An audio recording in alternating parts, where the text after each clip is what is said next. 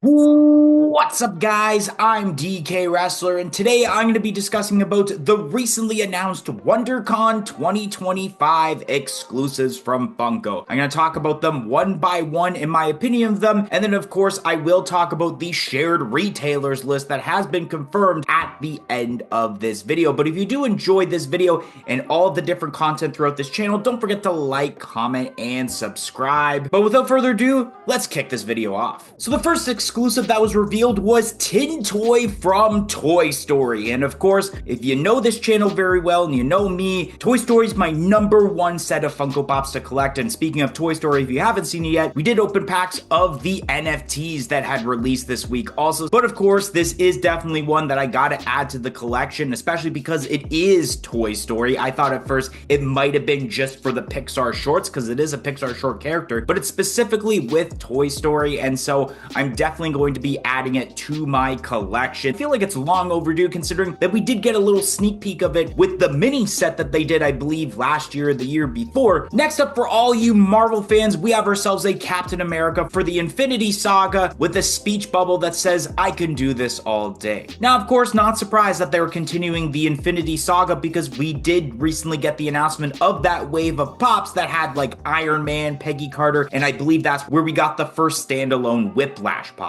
And I don't mind a Captain America pop, but I fucking hate these stupid speech bubble things. I can't stand them. I don't care if it's a famous quote that they say, it's just unnecessary. Put it on the top flap of the box, just like you used to do with various Funko Pops like the Office lineup. Don't get me wrong, I like the pop, I just don't like the speech bubble added to it. Next up, we have ourselves some Disney-related Bitty Pop arcades, which feature Tron, and we got ourselves one from Wreck-It Ralph. Once again, something else that I cannot stand are the Bitty Pops, and now making a new thing besides regular Bitty Pop 4-packs, the singular Bitty Pops, Bitty Pop Rides, Bitty Pop Towns. Now we have Bitty Pops inside of arcade machines.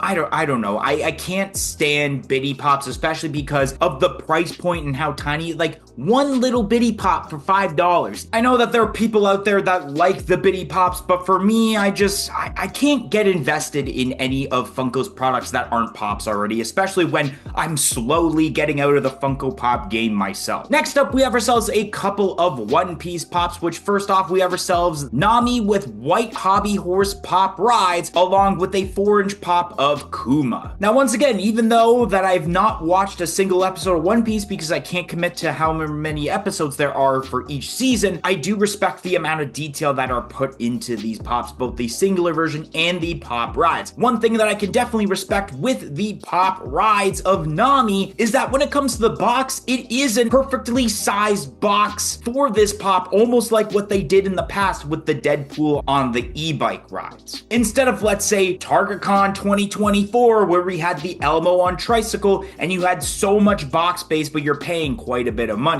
At least with this falls along the lines of what they're trying to do with Pop Plus and Pop Premiums, where you're paying a little bit more for a 4-inch pop, but it is a bit more expensive because you have either a ride or some sort of accessory along with it. But nonetheless, I have nothing really bad to say about these One Piece pops. Continuing the anime train, we got ourselves some Naruto Shippuden pops, where we have Madara Sasuno and we have Sasuke Uchiha, Sasuke's Pot Encyclopedia. Not gonna lie, I don't know which one is which because I've only seen the OG Naruto, plus it was a while ago, so, you know, me being a pro wrestler, hit in the head so many times, I don't remember a lot of things. But the one thing that I can only assume is that with the one pop that basically has the blue flames around it, I once again don't know what the heck it's called, this is gonna cost a little bit more money because not only will it be a deluxe pop, but it's gonna be in a much bigger box because it stands really tall. Exactly how we had that 1 4-inch Hunter x Hunter pop from San Diego Comic-Con, I believe it was 2023, where because the hair stood so tall that they had to customize a new box for it, and that's what I think is happening with this specific Naruto pop. Up next, we have ourselves a 10-inch Suicune from Pokemon. Now, I've mentioned on the channel before that I'm not really familiar with the later gens besides Gen 1, but I do know a few of the Gen 2 Pokemons, which one of them is Suicune, being, I believe, one of the legendary Pokemons of Gen 2, like Zapdos, Articuno, and Moltres for Gen 1. And then I think there's also, correct me if I'm wrong because I'm a little off on my Pokemon knowledge, isn't it Raikou and then Etkin or something like that as the other one? But this pop is still really awesome, and I think out of the 10-inch pops we've gotten the last, I guess you can say, year, because they began them with the Cresselia from C2E2 last year, that this probably is the best 10-inch Pokemon pop that they've ever done, period. Even the ones where they take the 4-inch pop, make it a 10-inch pop exclusive to Target. Next up, we have ourselves Tasha with Demonicon from Dungeons and Dragons. Now, although I prefer more of like the monsters and creatures because of the amount of detail that are put into them, seeing the more, I guess, human characters, I guess I'm gonna say more human characters,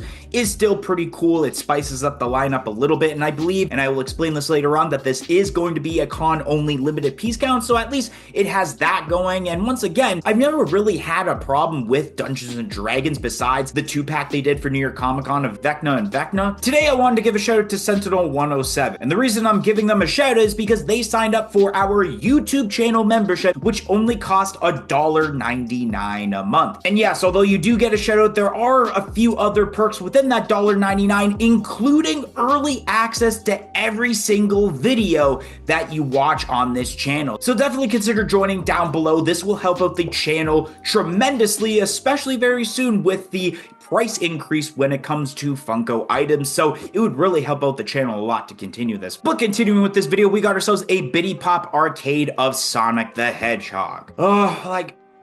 Do I have to explain? Besides the fact that Sonic is cool, I would have definitely rather seeing a 4-inch pop of a different variant of a Sonic we already had rather than this Bitty Pop arcade. And also, speaking of Bitty Pops, I don't think I saw them on the retailers list, so I don't know where they're going to be exclusive to as of yet. And speaking of Bitty Pop arcades, we got ourselves one for Five Nights at Freddy's. I can only assume that there are a bunch of people raging out in the comment section below because yes, Five Nights at Freddy's has a huge fan base when it comes to Funko. I believe within the last year, they have become a top 10 licensor when it comes to the best-selling Funko Pops or Funko items in general. So I feel like the ones that collect Funko Pops only are going to get ticked off that there's not going to be a convention exclusive Five Nights at Freddy's Pops for the regular Funko Pops and only Bitty Pops. Up next, we have ourselves a Facet She-Ra from the She-Ra Princess of Power series. Oh my god, are we back in 2023 again? I thought we left Facet back then. I guess Facet, for some reason, is making a resurgence here in Funko Pop form. And luckily enough, like I mentioned, I believe this is a limited piece count, so it makes sense that they're doing it that way, because otherwise, if this was shared to, let's say, the Funko Shop website,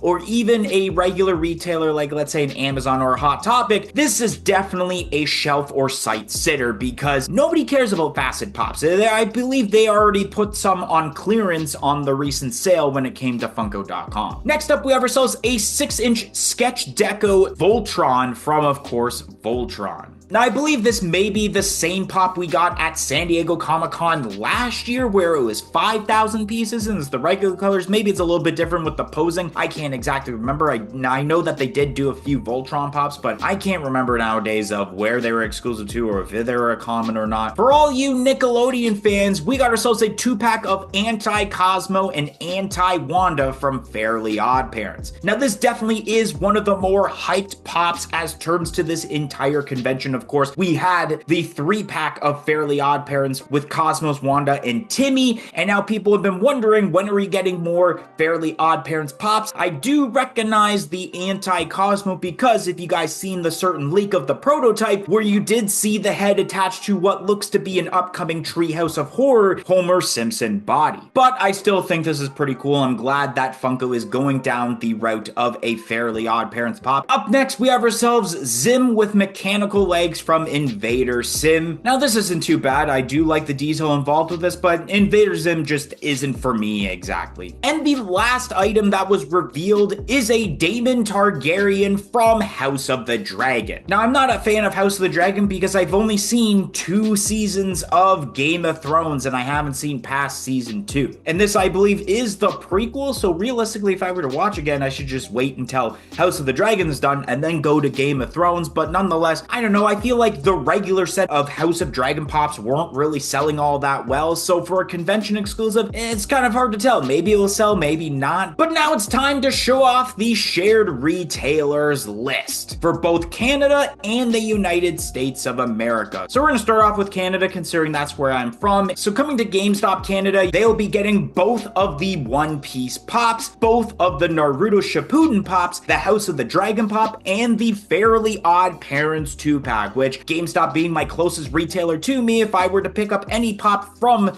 that selection, I probably would get the Fairly Odd Parents 2-pack. Then for Funko.com, there's also both of the One Piece pops, both of the Naruto pops, the House of the Dragon pop, but there's also the Invader Zim pop, the Suicune from Pokemon, the Captain America from Marvel, and the Tin Toy from Toy Story, while also Walmart Canada, of all places, is going to be getting the Captain America. So random that even though my local Walmarts have been clearing out their Funko Pop section, that they're still getting Funko Pops unless they're only doing them online now. And from the United States of America, for Funko.com, you guys will be getting both of the One Piece pops, both of the Naruto pops, Tiny Toy from Toy Story, and the House of the Dragon pop. Target will be getting the Captain America. Amazon will be getting the Suicune. Toy Temple is going to be getting the Fairly Odd Parents 2-pack. Hot Topic will be getting the Invader Zim pop, while the Facet She-Ra, the Dungeons & Dragon pop, and the Sketch Deco Voltron will all be show only and you can only get at WonderCon.